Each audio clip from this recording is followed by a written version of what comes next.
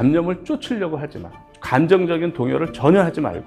잡념이 들어오면 막 이렇게 자책을 하고 뭐 나는 안 돼 뭐 이렇게 하는데 전혀 그럴 필요 없어. 아주 자연스러운 행위야. 원래 생각을 조용히 다시 하면 돼요. 이거를 계속 하는 거야. 이게 의도적인 몰입이에요. 이게 나중에 엄청난 힘을 발휘해요. 일단 질문지를 제가 받았어요. 그래서 그 5분의 질문을 이제 추려서 제가 그걸 다 슬라이드로 준비를 했어요. 답변을.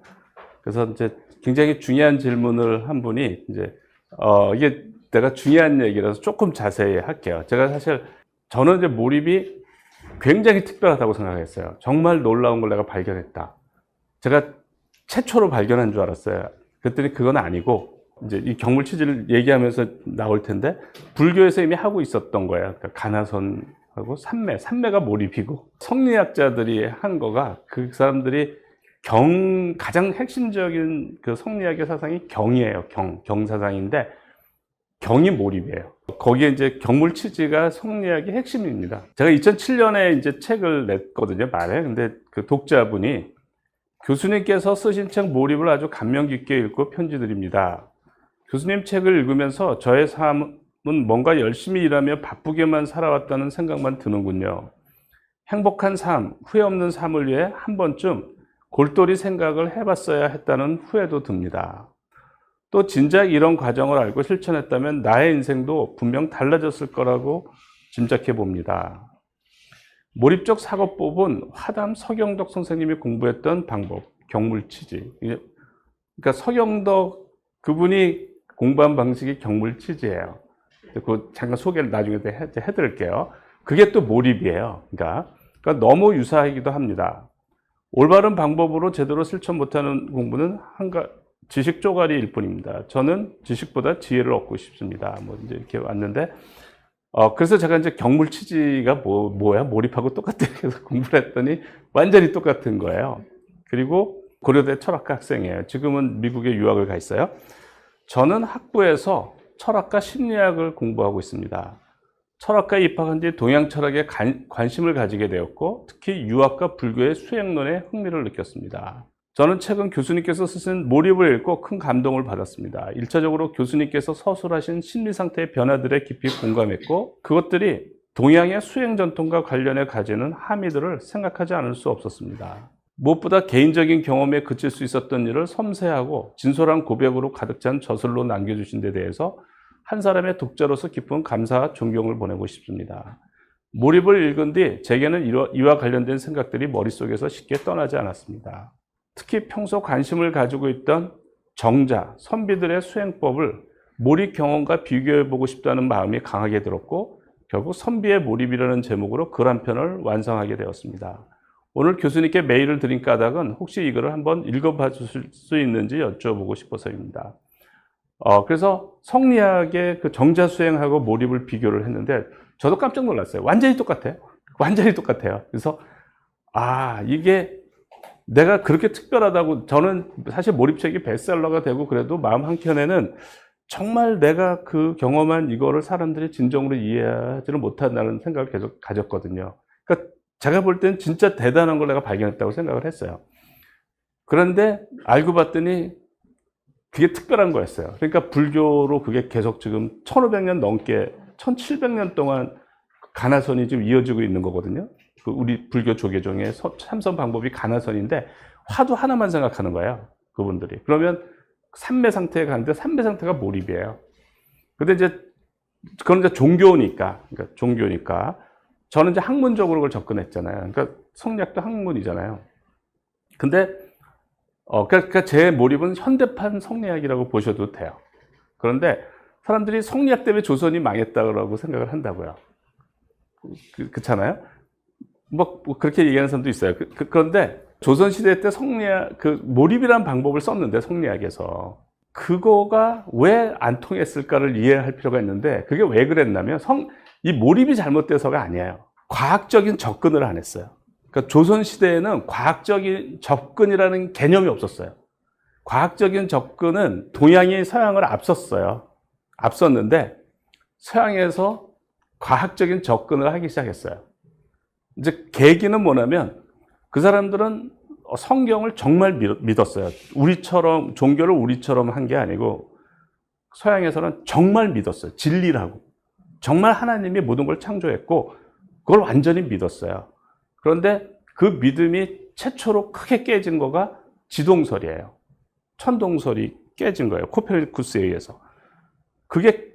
이게 자기네가 완전히 하나님이 다 했고 지구가 중심이고 하늘이 지구를 도는다고 생각을 했는데 아니고 지구가 도는 거야. 지구가 돈다는 얘기는 우리는 완하브댐이란 얘기예요. 주인공이 아니고, 우주의 주인공이 아니고 우리는 완하브댐이란 얘기예요, 그게. 그러니까 그 사람들이 그렇게 믿었던 그게 깨지는 거죠. 그러니까 어떤 생각들을 하기 시작했냐면, 야, 그러면 다른 거는 또 어떨까? 우리가 다른 거 다 하나님이 했다고 이렇게 믿고 있었는데 다른 건 또 어떨까? 하면서 의심을 하기 시작했어요. 그러니까 데카르트 같은 사람은 다 의심하자. 그러니까 우리가 이제까지 배웠던 거 다 의심하자. 모든 걸 의심하자.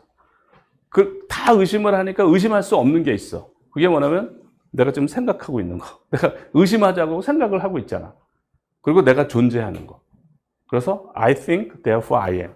나는 생각한다, 고로 존재한다가 거기서 나온 거예요. 그것만큼은 부인할 수가 없다. 이런 거예요. 그러니까 그 모든 거를 다 의심하기 시작했고, 그래서 이제 베이컨의 경험 철학이에요. 실험으로 검증되지 않은 거 우리 믿지 말자. 이렇게 그게 경험 철학이에요. 우리가 실험으로 검증되지 않은 거는 믿지 말자. 그래서 이제 무조건 실험으로 검증이 돼야 돼. 왜냐하면 자기가 하도 호되게 당했거든.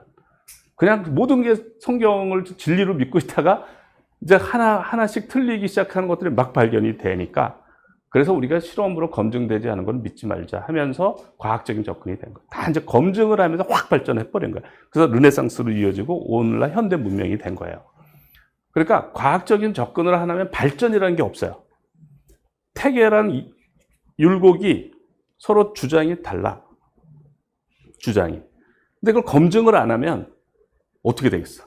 검증을 안 하면 어떻게 돼요? 끝까지 주장해. 누가 양보를 해? 양보하면 손해죠? 그 태계 유황 그 제자들도 양보를 안 해. 그러니까 어떻게 돼? 싸움만 나. 그러니까 과학적인 접근을 안 하면 이런 일이 벌어져요. 그러니까 과학적인 접근을 안 하고 몰입의 이 방법론은 저는 엄청나게 강력한 거다. 그런데 지금은 이제 과학적인 접근을 안 할 때는 과학적인 접근이 너무 중요한 거예요. 안 할 때는. 그러니까 아직도 우리나라 사람들이 과학적인 마인드가 아직도 충분히 서양처럼 발달은 안 돼 있어요. 제가 볼 때는. 그렇지만 웬만한 사람들은 과학적인 접근을 다 해요. 뭐 석박사 논문을 쓰고 하는 것들이 다 이제 과학적인 접근이에요. 그러면 과학적인 접근이 이제는 희소 가치가 없는 거야. 다 아니까. 우리가 뭐 과학적인 접근을 모르는 사람이 없는 거죠. 이런 상황에서 몰입은 제가 경험을 했잖아요. 엄청나게 강력하다라는 거예요. 그러니까 성리학 그걸 다시 재소환해야 된다. 그 방법론을. 저는 이제 그렇게 생각해요. 지금 과학적인 접근을 우리가 다 받아들이는 이 상태에서는 몰입이 엄청난 경쟁력을 갖는다. 세계적인 경쟁력을 갖는다고 저는 생각을 해요. 그래서 제가 이 질문이 중요해서 제가 슬라이드를, 경물치지가 대학에 나와 있는 말이에요. 원래 경물치지라는 말은 모든 사물의 이치를 끝까지 파고 들어가서 암에 이른다는 거예요. 그러니까 알 때까지 끝까지 파고 들어간다 이런 거예요. 그러니까 쉬지 않고 생각을 해서 끝까지 파고 들어간다. 이게 주자의 해석이야. 물론 이 해석을 달리해서 또 양명학이 생기고 그러기도 해요. 근데 뭐 그 얘기는 복잡하니까 어쨌든 이게 경물치지에 대한 주자의 해석이고 이게 성리학의 핵심이라고 보셔도 돼요. 그러면 주자가 공부를 어떻게 했나? 몰입하고 보세요. 몰입하고. 제가 볼 때는 학자는 공부하느라 먹고 자는 것을 잊을 정도가 되어야 학문에 입문할 수 있으며 그런 후에야 즐거움이 찾아든다. 하는 둥 마는 둥 공부하거나 공부를 했다가 말았다가 해서는 학문을 이루지 못한다. 그러니까 먹고 자는 것을 잊을 정도가 돼야 된다는 거예요. 먹고 자는 것을 잊을 정도가. 그렇게 해야 즐거움이 찾아든다. 또 좀 더 구체적인 게 있어요. 이게 선인들의 공부법에 나옵니다. 주자의 공부법이에요. 만일 하나를 깨닫지 못하겠으면 모름지기, 거듭거듭 추구하고 연구하여 길을 갈 때도 생각하고 앉아서도 생각할 것이며 아침에 생각하여 깨닫지 못하면 저녁에 다시 생각하고 저녁에 생각해도 깨닫지 못하겠으면 이튿날 또 생각해야 할 것이다. 이게 몰입이잖아요. 제가 이렇게 하라는 거잖아요. 저 이거 보고 깜짝 놀랐어요. 완전히 같은 거야. 이와 같이 한다면 어찌 깨닫지 못할 도리가 있겠는가. 대충대충 생각하거나 생각하다가 깨닫지 못할 경우 곧 그만두어 버린다면 1000년이 지나도 깨닫지 못할 것이다. 그러니까 기존 방법으로 해서는 안 된다라는 거예요. 저렇게 해야 된다. 몰입을 자기가 해보니까 너무나 이게 저 방법이 좋은 거야. 그러니까 저렇게 안 해가지고는 1000년이 지나도 모른다. 근데 이렇게 몰입을 하는, 자나깨나 이렇게 생각을 하라는 거예요. 서경덕이 이제 어떻게 했는지 그 제자, 박민원이라는 제자가 쓴 겁니다. 천지 만물의 이름을 모두 써서 벽에다 붙여두고는 날마다 그 이치를 궁구하기를 일삼아서 한 사물의 이치를 궁구하여 깨달은 이후에야 다시 또 다른 사물의 이치를 궁구하였는데, 만일 그 이치를 궁구하지 못하면 밥을 먹어도 그 맛을 알지 못하고 길을 걸어도 그 가는 곳을 알지 못했으며 심지어는 뒷간에 가더라도 이를 보는 것을 잊을 정도였다.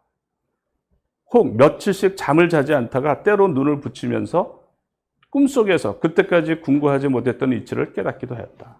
이렇게 하는 거예요. 그러니까 완전히 몰입이야. 저걸 이제 경물치지라고 얘기를 하는데 완전히 똑같은 거예요. 이거는 김태형 교수가 쓴 한국 유학에서의 성경사상이에요. 태계경과 성경사상인데, 때를 잃지 아니하여 잠깐 사이라도 끊임이 없고 경우를 놓치지 아니하여 털끝만치라도 차질이 없게 하려면 주일해야 돼. 그 경을 주일무적이라고 해석을 하거든요. 주일무적. 주일해야 하는 것이니 일은 시간적 지속성과 일의 일관성 내지 무차별성을 의미하는 것이다. 이렇게 해야 도에 들어갈 수 있기 때문이다. 그러니까 이분들이 경 상태에 들어가면, 이게 몰입 상태에 들어가면 도에 들어간다고 봐요. 왜 이제 이거를 했냐면, 제가 이해하는 거는 이런 거예요. 불교는 삼매 상태가 돼서 견성 성불을 한다고 그래요. 부처가 되는 거예요. 그렇게 왜 부처가 된다는 거냐? 왜 부처가 된다고 얘기를 할까요? 그게 이런 거예요. 계속 행복해 본 적이 없으시죠? 몰입을 하면 계속 행복해요. 뭐 몇 달이고 계속 행복. 어떻게 이럴 수가 있나? 계속 행복해요. 그러면 계속 행복하면 어떻게 되는 줄 아세요? 되게 선해져요. 욕심이 없어져요. 내가 괴로우니까 욕심이 있는 거지. 내가 계속 행복한데 뭐가 필요해? 내가 계속 행복한데. 그러니까 사람들이 좀 측은하게 느껴요. 측은지심이 생기는 거예요. 나는 행복한데 사람들은 굉장히 힘들어하고 하잖아요. 그게 생기는 거야.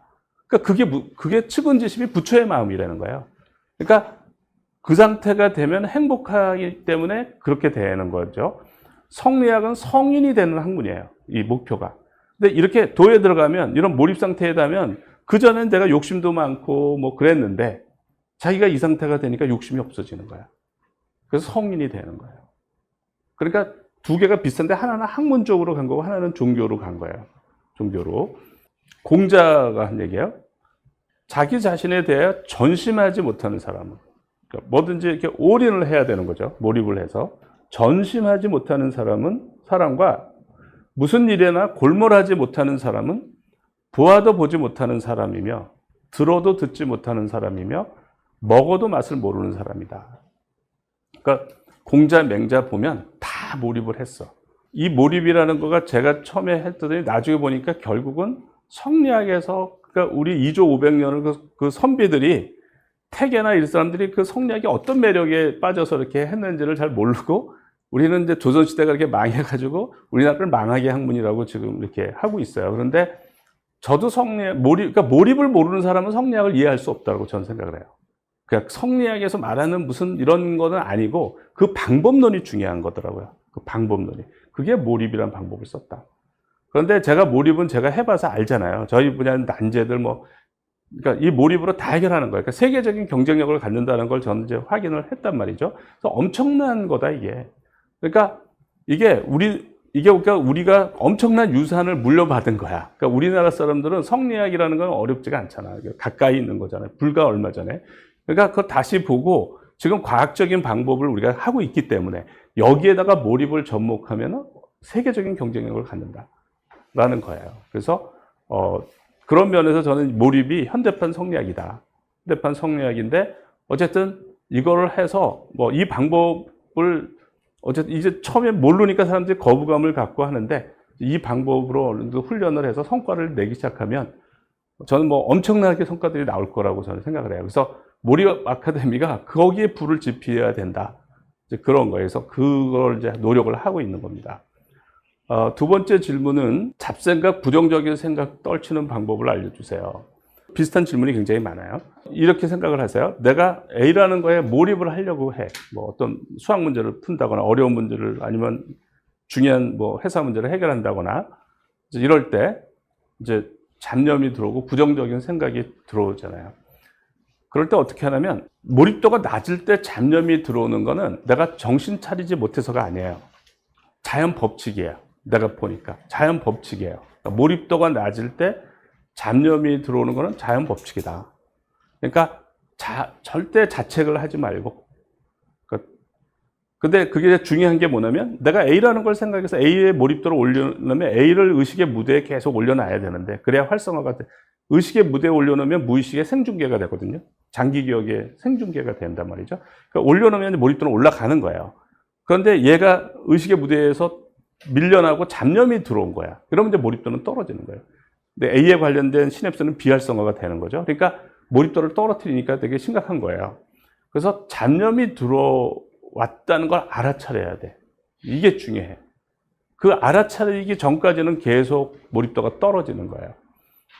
그래서 그거를 포스트잇으로 이렇게 붙여놓으라는 거야.